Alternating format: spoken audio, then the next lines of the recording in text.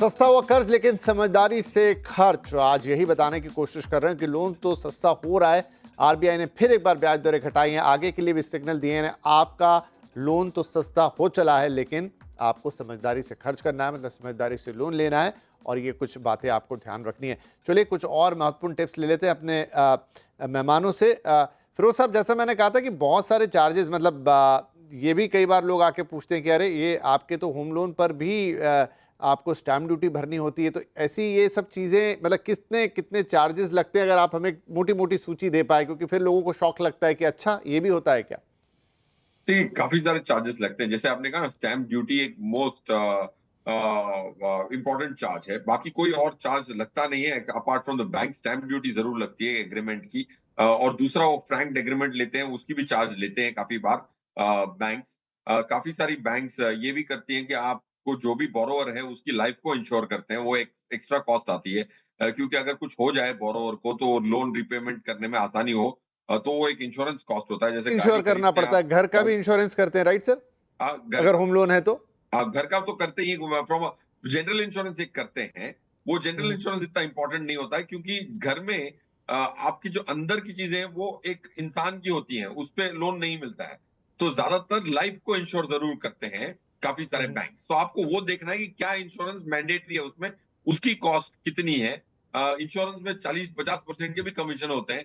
तो उसमें भी एक पेरिफेरल कमीशन बन जाता है बैंकों का या एजेंट का।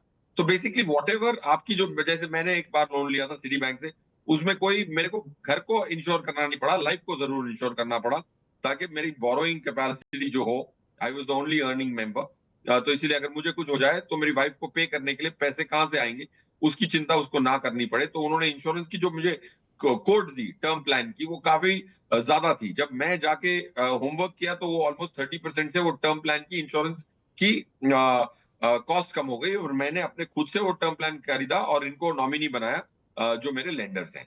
तो वो एक अलग चीज है जिसमें आपको घुसना जरूर पड़ेगा, थोड़ा और होमवर्क करना पड़ेगा। रहा सवाल इसके साथ अगर आप लोन ले रहे हैं तो उसके साथ 10% अपनी जो ईएमआई है ना सर, इसका आंकड़ा काफी लोगों ने किया हुआ है। आप जेएनबी से आवाज में भी एक दो बार आपने भी दिखाया हुआ है, मैंने भी दिखाया हुआ है, कि अगर जो भी आपकी ईएमआई बन रही है उतने की अगर आप एसआईपी कर लेते हैं, तो आपका जो भी ब्याज आप 20 साल तक देने वाले हैं, वो पूरा ब्याज उठ सकता है, आपका वापस आ सकता है।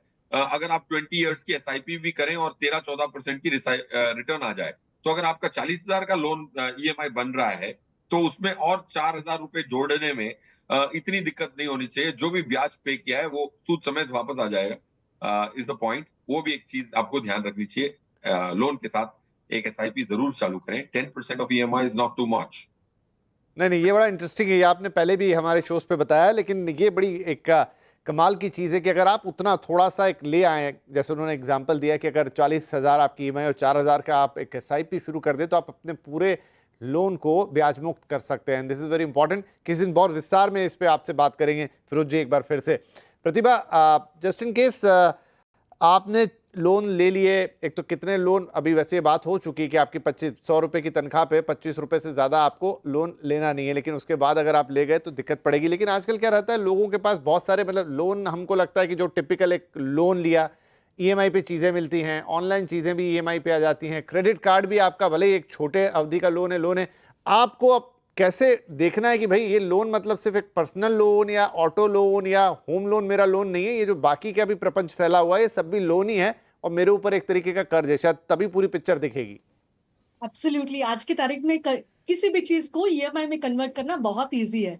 आप ईएमआई कन्वर्ट करने से पहले जरूर देखिए कि ये 0% ईएमआई है। अगर 0% है तो इसमें बात है, अगर आपके पास वो पैसे हैं तो वो पैसे को इन्वेस्ट करो, आपको कुछ रिटर्न मिलेगा और आप ईएमआई में भरो। मतलब आपको 50,000 रुपए आपके पास है, लेकिन कोई आपको बता रहा है नहीं, जरूरत है 5,000 रुपए आप भरो महीने का, और इतने महीने के लिए भरो, तो 50,000 रुपए आप कमाओ और 5-5 हजार आप देते रहो। It's a good loan to take, क्योंकि आप ज्यादा ब्याज नहीं दे रहे हो, उल्टा उनके पैसे से आप कमा रहे हो। और जैसे एजुकेशन लोन है, एजुकेशन के लिए आप अपना इन्वेस्टमेंट सब तोड़ ताड़ के एजुकेशन करने से अच्छा एजुकेशन लोन ले रहे हो, तो आपको रीपेमेंट के लिए कुछ टाइम मिलता है कि आप एजुकेट होके उसके बाद जब आप नौकरी लगेगा तब आप देना, तो आप सिर्फ इंटरेस्ट कंपोनेंट भरोगे। नॉर्मली ईएमआई में होता है प्रिंसिपल प्लस इंटरेस्ट, वो बहुत बड़ा रकम हो जाता है।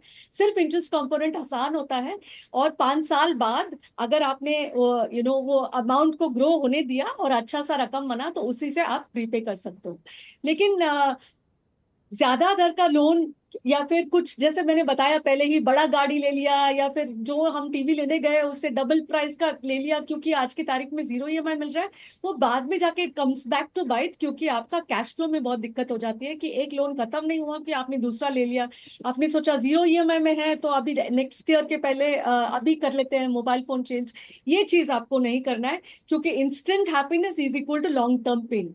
क्यों वो भूल ही जाते हैं, ट्रैवल कर लेते हैं और भूल जाते हैं, हैप्पी मेमोरीज चले जाते हैं और ईएमआई रह जाता है। जी, और इसीलिए आरबीआई ने भी कॉशियस किया था कुछ महीने पहले बैंक्स को कि भाई बहुत ज़्यादा पर्सनल लोन या इस तरह की लेंडिंग हो रही है जो अनसिक्योर्ड लोन है, इस पे थोड़ा चाबी टाइट कीजिए। बैंकों ने किया भी, और आई थिंक थोड़े दिन पहले एक नंबर हमें पेपरों में पढ़ने को मिला कि कितना परसेंटेज ऑफ लोन्स अब कम हो गए हैं या बोरोइंग कम हो गई है। उसमें अलग अलग आंकड़े की जो न्यू एज बोरोअर्स हैं उनका और जिनकी ऑलरेडी क्रेडिट हिस्ट्री है उनका भी इतना परसेंट कम हुआ। तो कहने का मतलब ये है कि जब देश का वो बैंक, क्योंकि आज हम आरबीआई की बात कर रहे हैं जिसने अपने लोन को सस्ता किया है ना, आपको लोन सस्ता मिलेगा, वो दूसरी तरफ ये भी कहता है कि भाई सोच समझ के लोन लीजिए, ऐसी चीज़ों के लिए लोन मत लीजिए जहाँ पर आपको सिर्फ खर्चा ही करना है और उसको अभी आप चूंकि अफोर्ड नहीं कर पा रहे हैं इसलिए आप उसे लोन की तरफ लेके जा रहे हैं, क्योंकि इन दिनों लोन मिलने का प्रोसेस बहुत आसान हो गया है, तो उसमें आपकी जागरूकता के बिना फंसने के चांसेस ज़्यादा हैं। वेल, आज सारी बातें आपको बताई लोन के लिए A to Z।